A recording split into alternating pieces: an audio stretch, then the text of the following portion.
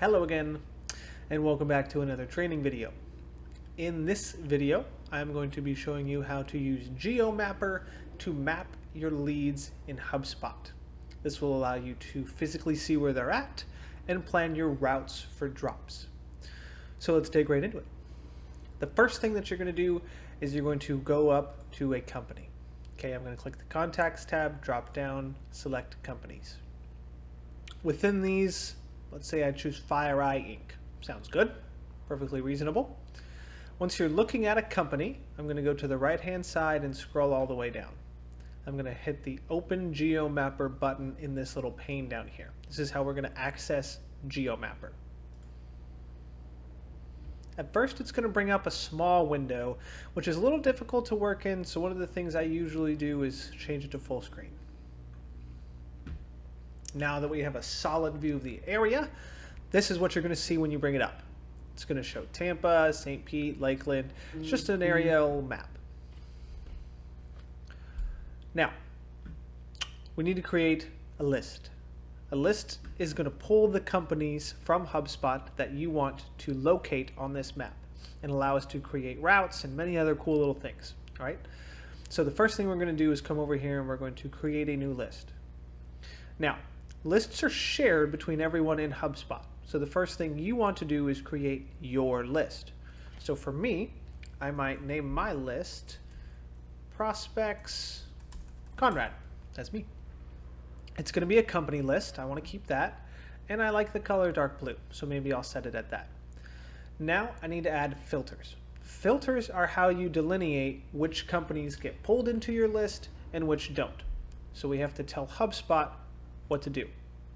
We're going to be working with company properties almost exclusively, and then it's going to bring down this huge list of properties. But we only need a few. The first one is always going to be the company owner. I want to make sure that these are my leads. So I'm going to type in Conrad Dubois, and I'm going to check that. And then I'm going to apply the filter. So now I'm telling HubSpot this list, named Conrad's Prospects, is going to be companies owned by Conrad. Now, I want to make sure that they're not already my current clients. If you're a new agent, you won't really have to worry about this. You can just skip this part because all the companies you're going to have in HubSpot are going to be new prospects. But let's just say you wanted to add some more filters anyway, right? As you can see, there's a huge list, so you can sort by anything you want. Maybe you only want to see companies of a certain size. Maybe you only want to see companies within a certain city. You can play around with this to get the list exactly how you want it, okay? But for me, I'm going to look at lead status, which is one of the most useful properties when creating a list in GeoMapper. And I want to say is not any of current client or out of state or bad leads, okay? Any of those don't sound good. I don't want to be stopping in on those companies. I don't want to be checking in on them, so I don't want them in my GeoMapper list. So I'm going to exclude them by saying it's not any of those companies and apply the filter. Now, I'm happy with that. You could keep going if you'd like. You could see you can have ands and ors and as many of these as you want to narrow your list down as specific as you want to get it. But for the intents and purpose of this video, we're happy. So I'm going to save that list. Now this is going to take a couple of minutes to put all those on the map, find them, map them, all that kind of stuff. So while that's doing that, let me show you around a little bit more of what this can do. Obviously we can zoom in, we can zoom out, you can scroll, okay? So you can use this to, identify the different, leads and things on the map. You can change it between Street View and Satellite View. I prefer Street View. I think the other one's a little confusing. This is how you can set the default view, but we're pretty much going to leave that alone. As you can see, this is our normal default view as a company. This is kind of the area we work. Anything outside of this, you're getting pretty far away. And this is where we will see our routes once they are ready. So once we have our leads mapped out, we'll be able to click them, create routes, and intersperse them throughout our weeks. Okay? All right. This is almost done syncing. We're going to give it just a second. And there we go. So these are some of the prospects that I have. If we zoom in, we can see I have 4 5 in the Tampa area, and these are the ones we're going to work with today. So if I wanted to create a route between these, I would click on one, and it's going to bring it up and let me know what it is. This one's called Acri Air Conditioning Inc. So I can open it in Hubspot, I can view it in Google Maps, I can open it in Street View. This is particularly useful for new routes, newer leads you haven't necessarily stopped in on yet, or you might not be familiar with the area. For example, if you have an industrial lead, you might open the Street View to see if it's in an industrial park. If it is, you can allot some time to stop by the other businesses in that area. So plan accordingly. But we want to create a route. So I'm going to check this right here. This says create new route starting here. And there we go. It's going to start my route. It's unnamed. So maybe I plan on doing these on Tuesday. So this is my Tuesday drops. I can set the date as Tuesday.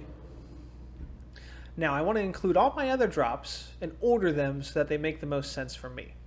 So maybe I'm going to start here and then I'll go up to this one. I'm going to add the stop to my Tuesday drops list and you'll see it pop up over here. Again, this one, Air Masters of Tampa Bay, I'm going to add that. And finally this one, I will add this to my route. So it's creating a route for me to drive and letting me know the fastest and most efficient ways to get there. Maybe this isn't correct and I say, I actually want to go here first, right? It can reorder them and you can see that the mileage and the timing changes.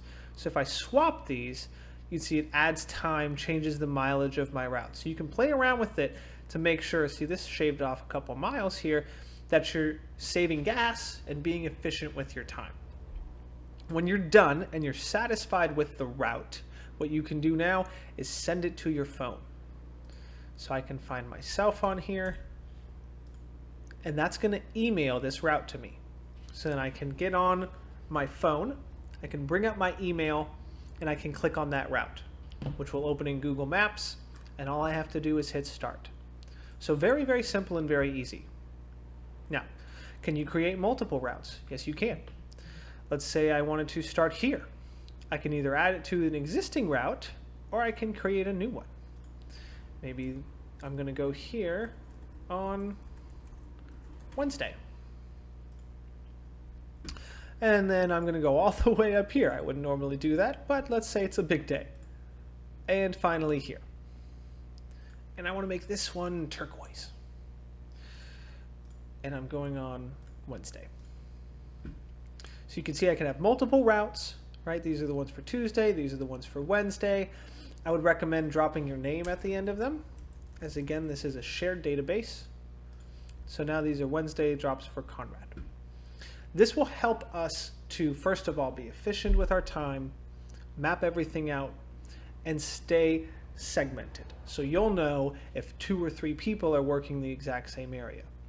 Now, when I'm done with a route, let's say I've come in here, it's Tuesday's come and gone, I've already done the Tuesday route. What I'll do is I'll click on this button, which will bring it up. I click on the route, and I simply delete it. And there you go.